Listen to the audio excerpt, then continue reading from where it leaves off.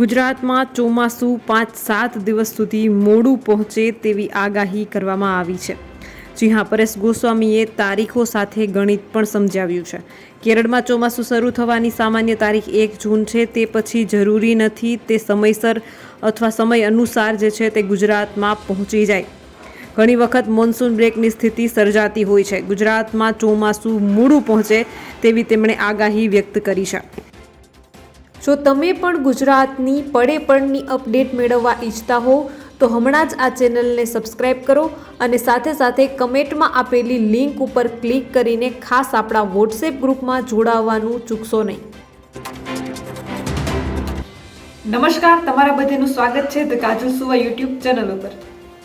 ચોમાસું અને વરસાદ અંગે હવામાન વિભાગની ખાનગી એજન્સીઓ અને હવામાન નિષ્ણાતો દ્વારા અનુમાન વ્યક્ત કરવામાં આવી રહ્યું છે કે આવામાં હવામાન નિષ્ણાત પરેશ ગોસ્વામી દ્વારા પણ ચોમાસા અંગે તારીખો સાથે સમજણ આપી છે। તેમણે કહ્યું છે કે મે મહિનાની 15 તારીખથી ભારતમાં ચોમાસાની શરૂઆત થવાનું ચાલુ થઈ જતું હોય છે। ભારત અથવા તેના સમુદ્રી ભાગોમાં ચોમાસાનો પ્રવેશ થઈ જતો હોય છે।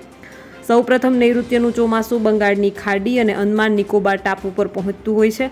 સામાન્ય રીતે 15 મેના રોજ અંદમાન નિકોબાર ટાપુ પર ચોમાસું પહોંચતું હોય છે, જ્યારે ગઈકાલે 13 મેના રોજ અંદમાન નિકોબાર ટાપુ પર ચોમાસું પહોંચ્યું હોવાનું હવામાન વિભાગે જાહેરાત કરી હતી।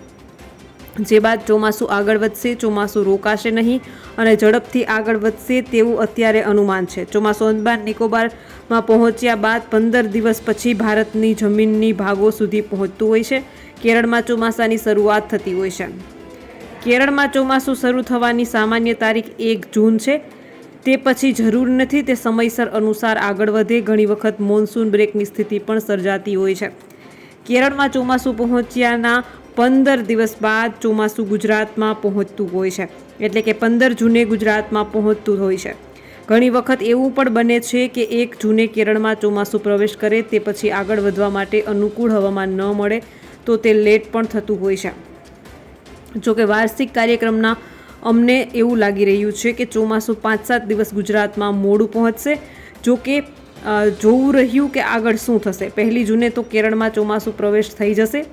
પછી આગળની વાત કરીએ તો ગુજરાતમાં ચોમાસાનું પ્રવેશ થાય તે પહેલાં કેટલીક પ્રિમોન્સૂન એક્ટિવિટી થવાની સંભાવનાઓ છે। મે મહિનાની 23થી 30 મે સુધી ઘણી જગ્યાએ પ્રિમોન્સૂન એક્ટિવિટી ઝાપટા પડી શકે છે। જૂન મહિનામાં પણ પ્રિમોન્સૂન એક્ટિવિટીના 1-2 ઝાપટા પડી શકે છે।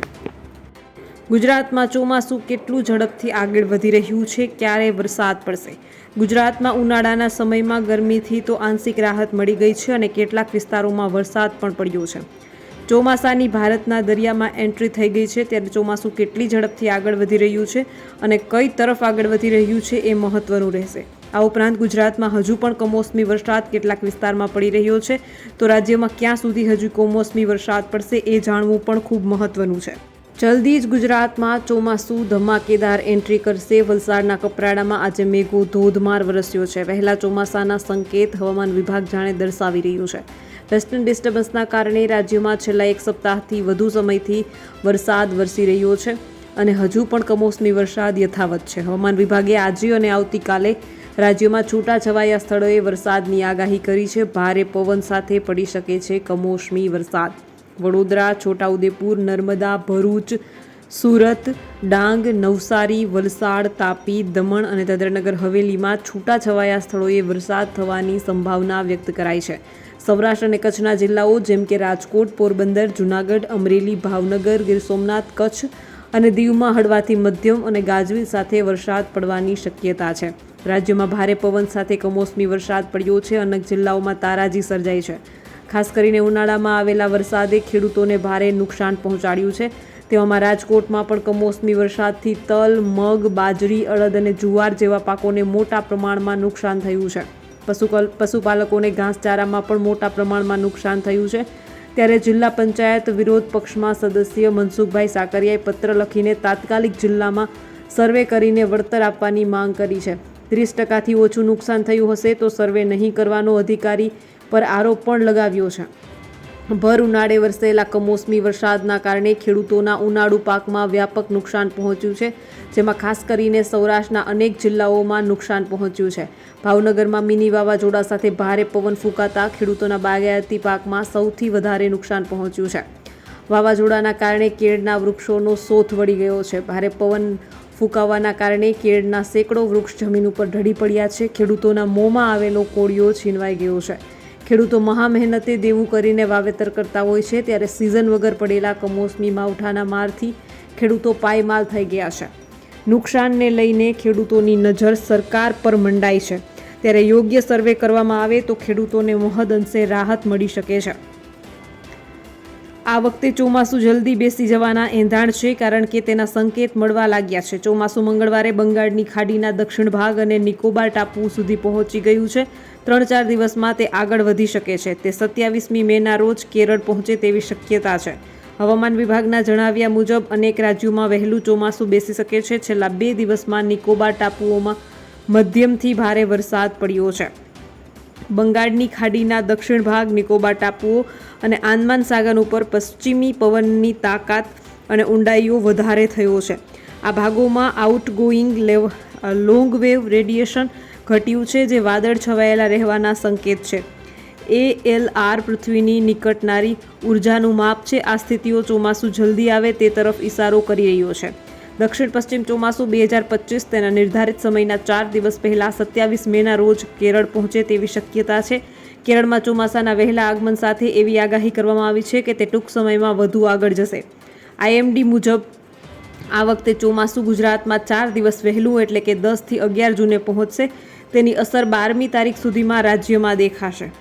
હવામાનશાસ્ત્રીઓ કહે છે કે સામાન્ય રીતે ચોમાસું 1 જૂને કેરળ પહોંચે છે, પરંતુ આ વખતે 16 વર્ષ પછી તે વહેલું પહોંચી શકે છે. આ પહેલાં 2009માં કેરળમાં ચોમાસું વહેલું બેઠું હતું. નૈઋત્યનું ચોમાસું મંગળવારે બંગાળની ખાડી, આંદામાન સમુદ્ર, નિકોબાર ટાપુઓ, દક્ષિણ ભાગોમાં તથા આંદામાન સમુદ્રના ઉત્તરના કેટલાક વિસ્તારોમાં આગળ વધ્યું. IMDએ જણાવ્યું છે કે આગામી 3-4 દિવસમાં દક્ષિણ અરબ સાગર અને દક્ષિણ બંગાળની ખાડીના મોટા ભાગના ભાગોમાં ચોમાસું આગળ વધે તેવી પરિસ્થિતિઓ અનુકૂળ છે. છત્તીસગઢમાં 15મી મે સુધી આંધી, વીજળી અને ભારે પવન સાથે છૂટો છવાયો લઈને મધ્યમ વરસાદ પડી શકે છે. મધ્યપ્રદેશમાં 16 મે સુધી વરસાદ પડશે. ઉપ હિમાલયી પશ્ચિમ બંગાળ અને સિક્કિમમાં 14થી 15 મે, ગંગાના મેદાની પશ્ચિમ બંગાળમાં 14 મે અને ઝારખંડમાં 15-16 વચ્ચે વરસાદનું અનુમાન છે. કેરળમાં 27 મે સુધી વરસાદ આવે તેવી શક્યતા છે. IMDએ તે પહેલાં ચોમાસું સિઝનમાં સામાન્યથી વધુ વરસાદનું પૂર્વાનુમાન જતાવી ચૂક્યું છે. તેણે અલ નીનોની સ્થિતિ ફગાવી દીધી છે, જે ભારતીય ઉપમહાદ્વીપમાં સામાન્યથી ઓછા વરસાદ સાથે જોડાયેલી છે. ભારતના કૃષિ ક્ષેત્ર માટે ચોમાસું સંજીવની છે. આ ક્ષેત્ર 42% વસ્તીને આજીવિકા આપે છે અને દેશની GDPમાં લગભગ 18%ના યોગદાન આપે છે. દક્ષિણ પશ્ચિમ ચોમાસું સામાન્ય રીતે 1 જૂનની આસપાસ કેરળમાં દસ્તક દે છે. જો આ વર્ષે તે સમય પહેલાં પહોંચે તો 2009માં પહેલી વાર એવું બનશે કે 2009માં 23મી મેના રોજ કેરળમાં ચોમાસું બેઠું હતું. ભારતમાં ચોમાસાના આગમનની અધિકૃત જાહેરાત જ્યારે તે કેરળ પહોંચે ત્યારે થાય છે. દક્ષિણ પશ્ચિમ ચોમાસું 8 જુલાઈ સુધી સમગ્ર દેશમાં ફેલાઈ જાય અને 17 સપ્ટેમ્બરથી ઉત્તર પશ્ચિમ ભારતથી ધીરે ધીરે પાછું ફરવા લાગે છે.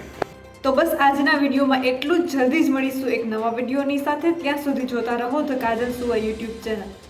નમસ્કાર.